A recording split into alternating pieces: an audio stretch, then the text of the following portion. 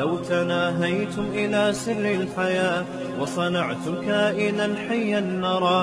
ہمارے medical science کے بچے ہر بات میڈیکل سائنس کی کتابوں میں تلاش کرتے ہیں. انجینئرنگ کے بچے، کمپیوٹر سائنس کے بچے ہر بات کہاں تلاش کر رہے ہوتے ہیں؟ کمپیوٹر سائنس کی کتابوں میں. ہر کتاب کا ایک ٹاپک ہوتا ہے، وہ کتاب اپنے ٹاپک سے ہٹتی نہیں ہے. اگر ہٹے گی تو یہ اس کتاب میں عیب ہے. فزکس کی کتاب آپ پڑھ رہے ہیں، فٹ بال کھیلنے کے طریقے اس میں لکھے ہوئے ہیں، تو یہ رائٹر کے لیے ایک نقص کی بات ہے نا. میڈیکل سائنس کی کتاب آپ پڑھ رہے ہیں اور اس میں جناب آپ کو سول انجینئر بنایا جا رہا ہے، اس میں بلڈنگیں بنانے کے طریقے سکھائے جا رہے ہیں، تو ظاہر ہے یہ ٹاپک نہیں ہوگا. تو اب ہوتا یہ ہے کہ ہمارے جو بچے یونیورسٹیوں کے، کالج کے، وہ ہر سوال کا جواب تلاش کر رہے ہیں سائنس کی کتابوں میں، کیونکہ سائنس کا ایک سحر ہے جو ہمارے دماغوں پہ سوار ہو گیا. گورے نے اتنی ترقی کی، چاند پہ پہنچا، یہاں پہنچا، تو وہ سب کچھ ہے. بھائی سب کچھ کسی کے پاس نہیں ہوتا. بہت کچھ ہے ان کے پاس، لیکن کچھ چیزیں ان کے پاس نہیں ہیں، وہ ان کا ٹاپک ہی نہیں.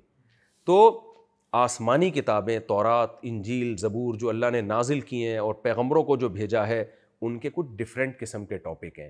وہ ٹاپک سائنس کے ٹاپکس نہیں ہیں. سمجھتے ہو کہ نہیں؟ اللہ تعالیٰ نے سائنس کو پڑھانے کے لیے کسی پیغمبر کو نہیں بھیجا. وجہ اس کی واضح تھی کہ بھائی جو چیز انسان کی ضرورت ہوتی ہے، اللہ کو پتا تھا یہ خود اس میں ترقی کرے گا. یہ خود کیا کرے گا اس میں؟ کچھ چیزیں اللہ نے بہت ہی جو ضروری تھی وہ انسان کو ویسے ہی سکھا دیں، حالانکہ ان کا بھی سائنس سے تعلق تھا. اب ڈاکٹر صاحب بیٹھے ہوئے، ان سے پیشگی معذرت. چند سال پہلے کسی ڈاکٹر کا وہ مضمون آیا کہ صبح پتہ نہیں 2 گلاس نہار منہ پانی پینا چاہیے اور دن میں 24 گلاس پینے چاہیے. تو میں کوئی ڈاکٹر نہیں ہوں، لیکن میں نے کہا یار یہ پتہ نہیں کیا کرا رہے ہیں لوگوں کو. یہ تو جتنی ہماری باڈی کو پانی کی ضرورت ہے، یہ آدم علیہ السلام سے لے کے آج تک اللہ نے ہمیں بتائی ہوئی ہے. اس میں ڈاکٹر کو کیا دخل؟ دیکھو کامن سینس بھی کوئی چیز ہوتی ہے نا. جو چیزیں انسان کے لیے انتہائی ضروری ہے نا زندہ رہنے کے لیے، وہ اللہ نے بہت آسان رکھی ہیں. جو تھوڑی کم ضروری ہیں وہ تھوڑی سی مشکل. ڈاکٹر صاحب کیا، بلکہ سبھی جانتے ہیں یہ کہ سب سے زیادہ ہمیں کیا چاہیے؟ آکسیجن. کیا خیال ہے؟ تو اب اللہ نے یہ نہیں کیا کہ تمہیں چونکہ سانس لینا ہے تو ہر آدمی کو روزانہ اتنے گیس اس کو لینی ہے، تو جنا ہاسپٹل کے باہر جا کے سلنڈر لے کے لگا لیا کرو اپنے. تو سارا پروگرام ہی کیا ہو جاتا؟ بڑھ جاتا. اللہ نے جتنی آکسیجن چاہیے ہوا میں فری پھوکٹ میں دے دی ہے. اور پھر یہ بھی نہیں کہ جیسے ہم روٹی کھاتے ہیں، پانی ارادے سے پیتے ہیں. اگر اللہ کہتے ہیں نا آکسیجن میں نے فری میں رکھ تو دی ہے بہت زیادہ، لیکن اپنے ارادے سے اس کو اپنے پھیپڑوں میں لے جایا کرو، تو بھی بڑی ٹینشن ہو جاتی. ہم ہر وقت سوچ کے میں نیت کرتا ہوں آکسیجن لینے کی، ہر وقت اسی طرح سے آکسیجن کھینچ رہے ہوتے، تو بھی دنیا میں اور کسی کام کے ہی نہ رہتے. تو اس کی ضرورت چونکہ ہر سیکنڈ ہے انسان کو، اللہ نے آٹو سسٹم لگا دیا. بھائی بات کرتے ہوئے بھی آکسیجن لے رہے ہوگے، کاربن ڈائی آکسائڈ نکال رہے ہوگے، چلتے ہوئے بھی لے رہے ہوگے، اور جب دوڑو گے تو آکسیجن کی ضرورت زیادہ ہے تو آٹومیٹیکلی سانس پھولنا شروع ہو جائے گا. اس میں اللہ نے ہمیں ڈاکٹروں کا محتاج نہیں بنایا کہ جی اتنے سلنڈر، اتنے کلو، اتنی نہیں. بھائی اللہ نے کہا یہ ڈاکٹر بھی نہیں پوچھے گا کسی سے، پوچھے گا تو اتنی دیر میں ہو سکتا ہے دم گھٹ جائے اس کا. ٹھیک ہے نا. تو دوسری چیز جو ہمارے لیے سب سے زیادہ ضروری ہے وہ کیا ہے؟ پانی. تو وہ بھی اللہ نے، وہ تو گورنمنٹ نے ایسا کیا کہ ٹینکروں سے پانی خریدو، لیکن اللہ کا جو پانی کی سپلائی کا جو سسٹم ہے وہ بادلوں سے دے دنادن پانی ہی پانی، پھر زمین میں بھی محفوظ کر دیا، دریاؤں کی شکل میں جاری کر دیا، پھر زمین میں فلٹر لگا دیے اس کو سیو کرنے کے لیے، کیونکہ صاف پانی ہماری سب سے زیادہ ضرورت ہے. تو اس کے زمین کے اندر ہی سیٹ اپ بنا دیا اللہ تعالیٰ نے اس کا، اور وہ نسبتاً سستا رکھا. پھر اس کے بعد ہمیں چاہیے روٹی، تو وہ بھی ایک بیج بوتے ہیں، ہزاروں بیج پیدا ہوتے ہیں. وہ تھوڑی مشکل رکھ دی کیونکہ اس کے بغیر پھر بھی ایک آدھ ہفتہ میرا خیال ہے انسان کھانے کے بغیر چل جاتا ہے. تو ہم دیکھتے ہیں جس چیز کی ضرورت جتنی زیادہ ہے اللہ نے اس چیز کو اتنا آسان رکھ دیا. تو وہ مجھے جب وہ ڈاکٹروں نے کہا نا اتنے گلاس پانی، میں نے کہا بھائی یہ تو فطرت خود بتاتی ہے کتنے گلاس پانی پینا ہے انسان نے. اب سوری آپ لوگ پھر بعد میں اگر وہ مجھے میری اصلاح کر دیں تو ٹھیک ہے، لیکن مجھے سمجھ میں نہیں بہرحال یہ بات کبھی بھی آئی. تو ہمارے 2-3 لڑکے تو صبح صبح اس کے 2-3 گلاس پانی پیتے تھے. میں نے ان سے کہا یار میں نے بکریاں بھی پالی ہے، گائے بھی پالی ہے، کسی کو میں نے یہ حرکت کرتے ہوئے نہیں دیکھا کبھی بھی. یہ مجھے ایسے احمقانہ عمل لگتا ہے کہ صبح اٹھتے ہی اور کچھ نہیں، پانی پی رہے ہو یار، کچھ کرو، پسینہ نکلے، پیاس لگے تو پیو نا. تو کہتے ہیں ڈاکٹر کہتے ہیں. میں نے کہا یار ڈاکٹروں کی تحقیقات بدلتی رہتی ہیں, فطرت کے اصول کبھی بھی چینج نہیں ہوتے, نارمل زندگی گزارو ہنسی خوشی جیسے ساری دنیا گزارتی ہے. آج کل ایک کیٹو ڈائٹ بھی بہت آئی ہوئی ہے نا, بالکل روٹی موٹی ختم کر کے گوشت اور اس پہ, تو اب پتہ نہیں ڈاکٹر صاحب بتائیں گے وہ صحیح ہے غلط ہے, لیکن مجھے لگتا ہے کچھ آگے جا کے کوئی خطرناک ہی سائڈ افیکٹ نہ نکل آئے اس کے. بھائی ہمیشہ سے ہمارے باپ دادے اناج کھاتے آ رہے ہیں یار, آپ روٹی سے ہٹا کے گندم اس پہ لے آؤ, جو پہ لے آؤ, لیکن بالکل ہی اناج چھڑوا دینا یہ تو نیچر سے بہرحال بغاوت لگتی ہے. خیر میں بات کو جلدی سمیٹ کے ختم کرتا ہوں.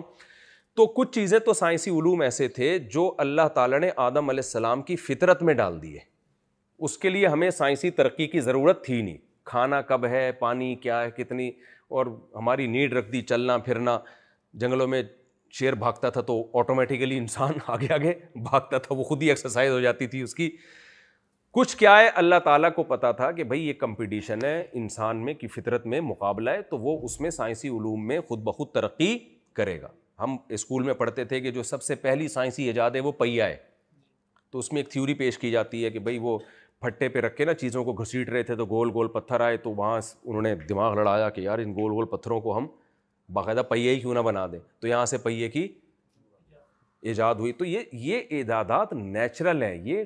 یہ اگر انگریز نہ بھی ہوتا نا تو ترقی ہونی تھی. یہ اسلام جب دنیا میں آیا تو مسلم سائنسدانوں نے ترقی کی ہے, اور گورے اس بات کا اعتراف کرتے ہیں کہ دیکھیں آج ہر فیلڈ میں آپ کو ہر مذہب کے سائنٹسٹ ملیں گے, ہر قوم کے سائنٹسٹ ملیں گے, لیکن پتہ ہے 400 سال اس زمین پر ایسے آئے ہیں, تھوڑا نہیں بلکہ 400 سال سے زیادہ ہی, کہ ہر فیلڈ میں اگر کسی سائنٹسٹ کا نام آئے گا کسی بھی فیلڈ میں تو مسلم کے علاوہ کوئی دوسرا نہیں ہوگا. وہ یعنی دادا گیری تھی مسلمانوں کی سائنس پر, سمجھ رہے ہو, کوئی دوسرا تھا ہی نہیں. ہر فیلڈ میں 400 سال تک ہماری کتابیں گوروں کی یونیورسٹیوں میں پڑھائی گئی ہیں. میں نے اس پر ایک لیکچر تیار کیا تھا ایک یونیورسٹی میں. یہ تو سارا ملیا میٹ کر دیا, ایسا کر دیا جیسے ہم اب ہماری ینگ جنریشن ایسا سمجھتی ہے جیسے ہم شروع سے ہی بے وقوف ہیں, حالانکہ ایسا ہے نہیں, شروع سے ایسے نہیں ہم. میں ابھی نارتھ امریکہ سے ہو کر آیا ہوں, وہاں اسپینش زبان بولی جاتی ہے. دنیا کی بڑی ترین زبانوں میں سے ایک زبان ہے اسپینش. اور یہ کہاں سے آئی ہے؟ ہسپانیہ سے. یہ اصل میں مسلمانوں کی زبان تھی. یہاں اتنے بڑے علاقے پر مسلمانوں کی صدیوں حکومت رہی ہے کہ مسلم لینگویج بولی جاتی تھی, ہسپانوی زبان, جس کو گوروں نے نام چینج کر کے کیا کر دیا اسپینش, اور اس کا رسم الخط بھی چینج کر دیا.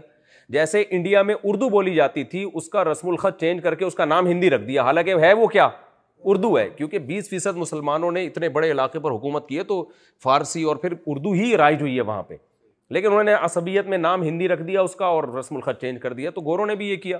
اس اسپینش زبان میں آج تک عربی کے الفاظ موجود ہیں. آپ کو پتہ ہے یہ ایڈمرل کیا ہے؟ یہ امیر البحر ہے, جو عربی سے کس میں منتقل ہوا ہے؟ انگلش میں. سب سے پہلا بحری بیڑا مسلمانوں نے بنایا تھا, جس کا جو امیر تھا اس کو امیر البحر کہا جاتا تھا. وہ ٹرم بھی آج تک, یعنی یہ انگریزوں نے وہ ساری بحری جو ہماری نیوی کا جو اسٹرکچر تھا وہ سارا کاپی کیا ہے, اور وہ عہدے بھی ابھی بہت سارے وہ ابھی تک وہی نام استعمال ہو رہے ہیں. میڈیکل سائنس میں آپ دیکھو گے عربی ٹرم ملیں گی. ستاروں کے جتنے نام ہیں وہ سارے عربی زبان ہیں, عربی میں ہے, جو کنورٹ ہوئے انگلش میں اور مختلف زبانوں میں. تو ایک دور میں ہم نے بڑی دنیا پہ دادا گیری کی تھی, حکومت کی تھی ہم نے. تو میری ذرا اسپیڈ تھوڑی تیز ہے تاکہ کیونکہ مجھے بھوک بہت سخت لگ رہی ہے, تو میں چاہ رہا ہوں ذرا جلدی سے جو ہے نا بیان کو جو ہے نا وہ سمیٹوں. تو اب مجھے ایک بات بتاؤ میرے بھائی, یہ تو وہ علوم ہیں جس میں انسان نے ترقی کرنی ہی کرنی, اور کرنی لازم بھی ہے. یعنی مسلمان اگر ان علوم میں پیچھے رہیں گے تو برباد ہو جائیں گے. اس میں حدیثوں میں بڑی ترغیب ہے ان علوم میں ترقی کرنے کی. وہ ایک الگ ٹاپک ہے, تو ابھی میرا چونکہ وہ ٹاپک نہیں ہے اس لیے میں ان حدیثوں کو آپ کے سامنے پیش نہیں کرتا. کچھ ہوگا نا حدیثوں میں, تبھی تو مسلمانوں نے اتنی ترقی کی ہے. تو اب وہ علوم تو وہ ہیں جن کا ہماری مادی زندگی سے تعلق ہے اور کسی حد تک شریعت سے بھی تعلق ہے. ہوا و حرص والا دل بدل دے, میرا غفلت میں ڈوبا دل بدل دے.